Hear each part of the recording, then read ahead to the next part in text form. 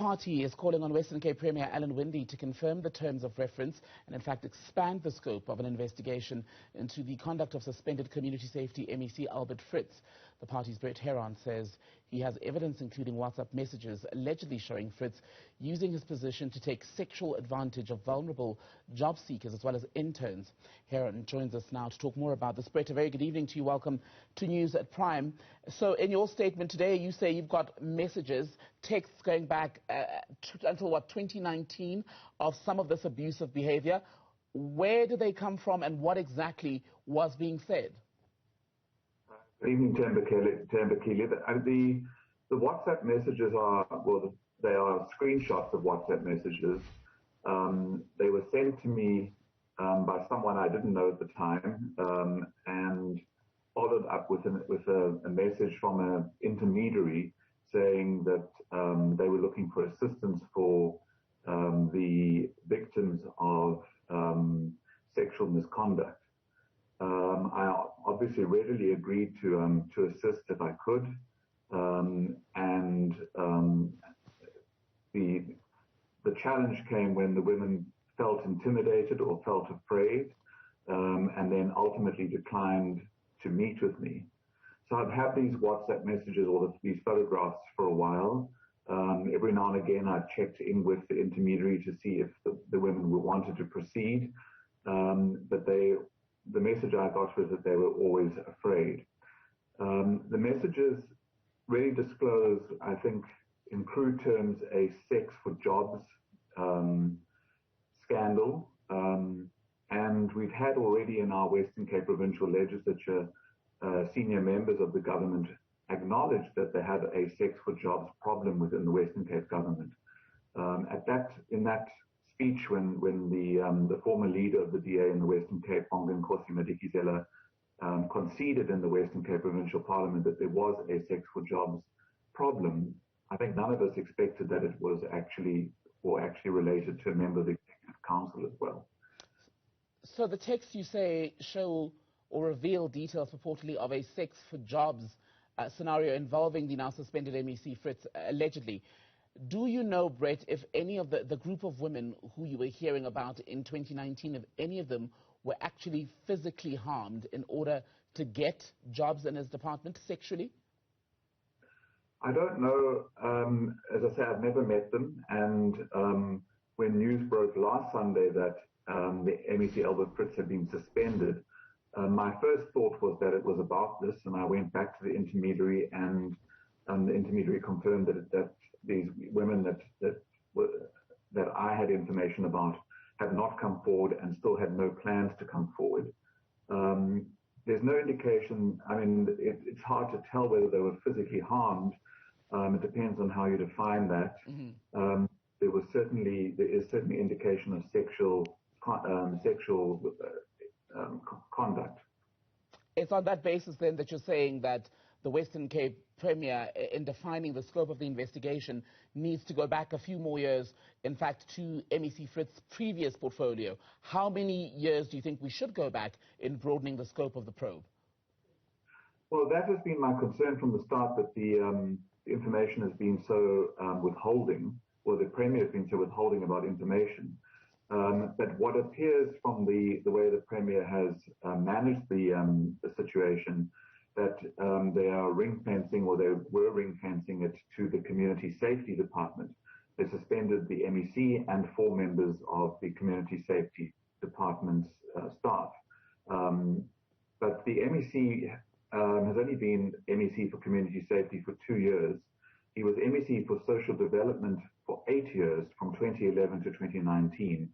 And so my call upon the Premier is that he disclose to the public what the terms of reference of the investigation are, and that he confirms, if it's not already done so, that this goes back to the date that Albert Fritz was first appointed an MEC in the Western Cape government. So we need at least the 8 years in the Social Development Department to also be included in this investigation. Often when we talk about sexual harassment in the workplace, sexual assault itself, or in other contexts, in fact, there are instances where people will say the abuser, or in this case, the alleged abuser's conduct was somewhat of an open secret and people simply chose to either keep quiet for financial reasons or any other reasons, or just looked away. Was the conduct of MEC Fritz, as is being alleged, an open secret among the Western Cape political circles, I wonder? Well, I think to some degree it was an open secret. It was not something that I knew before I got these WhatsApps. But in the last week or so, I've heard people saying openly that it was well known. I think the reason why I'm pushing so hard for the Premier to include the Social Development Department, because what I've learned in this last week is that this really was a sex for jobs scandal, or it involves sex for jobs, and that young women were actually given jobs in the Social Development Department. So that is a difficult thing for a political office bearer to achieve. He or she, as a political executive, has no right to appoint staff in an administration. So I think it's important that the investigation includes senior members of the Social Development Department who need to explain whether they knowingly or unknowingly assisted in the placement of young women in positions or in jobs in the department at the MEC's request. Mm-hmm.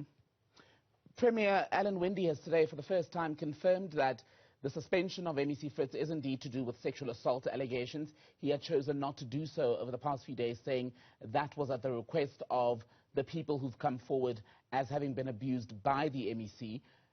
You had been critical of the Premier's handling of the whole situation. Has today's statement changed your position, your feeling at all? I'm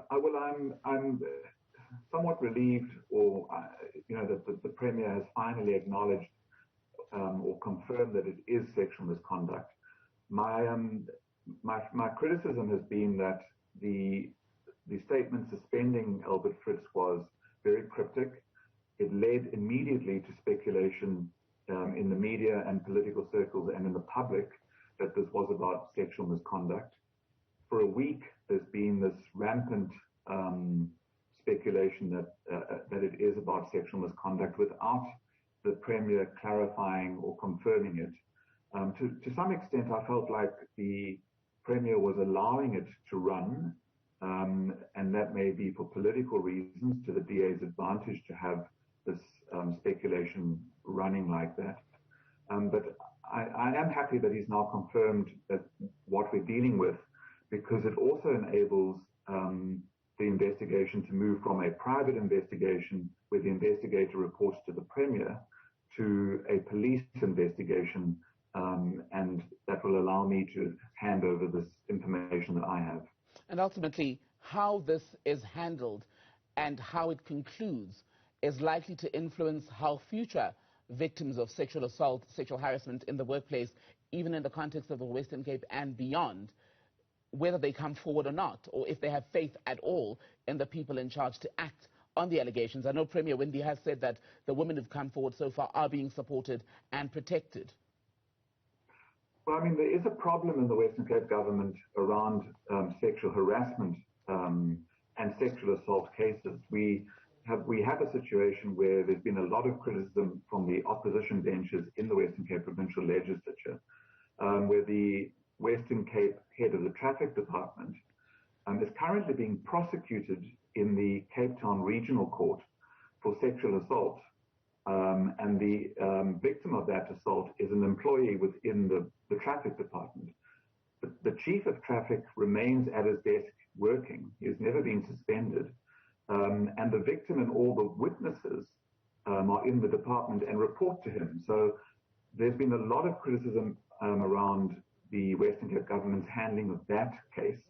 And if anything would discourage a victim of sexual misconduct or sexual harassment to come forward, it's that kind of conduct where you don't take action even when someone is being prosecuted in a court for a crime of sexual assault. Brett, thank you very much for your time. That was the Secretary General of the Good Party and member of the Western Cape Provincial Parliament, or Legislature, I should say, Brett Heron.